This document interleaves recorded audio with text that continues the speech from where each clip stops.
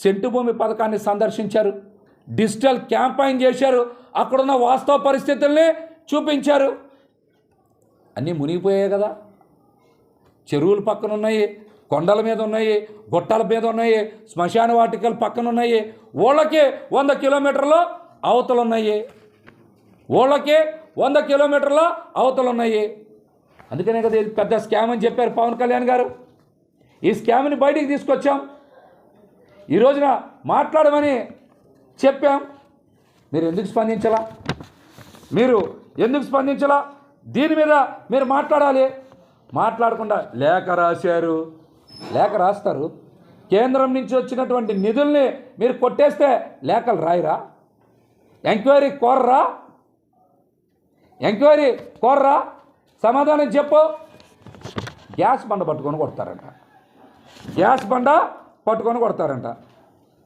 అరే బాబు, నీకు గుర్తుందో లేదో, మీ నాయకుడినే రాళ్లతో కొట్టారు వరంగల్లో, మర్చిపోయినట్టున్నాం.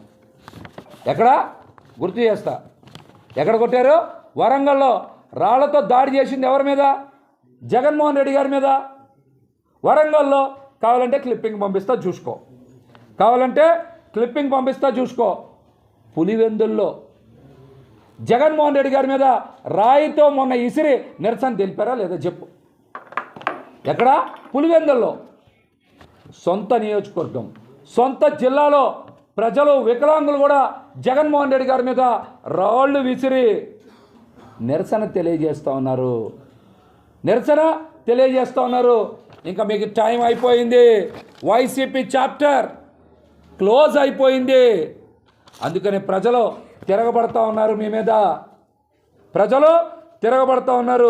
ఇది జస్ట్ శాంపిల్, ఒక టీజర్ మాత్రమే. ఫుల్ పిక్చర్ రాబోయే ఎన్నికల్లో వైసీపీ ముక్త ఆంధ్రప్రదేశ్ కళ సాకారమవుతుంది. పవన్ కళ్యాణ్ గారు ఇచ్చిన నినాదం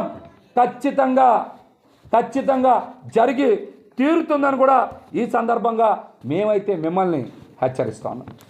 మీరు మాట్లాడుతున్నావు కదా, రా జక్కంబుడు రా. టిట్కో ఇళ్ళు ఉన్నాయి, 8,000 ఇళ్ళు. ఇంతవరకు టిట్కో ఇళ్ళ నిర్మాణం ఎందుకు పూర్తి చేయాలా?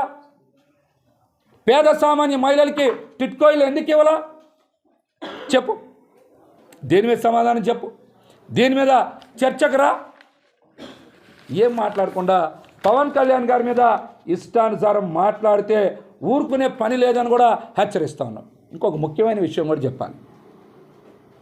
అసలు జోగి రమేష్ మీద కంప్లైంట్ ఇచ్చింది, పెద్ద లేఖల కంప్లైంట్ ఇచ్చింది ఎమ్మెల్యే వసంత కృష్ణ ప్రసాద్ గారు కాదా?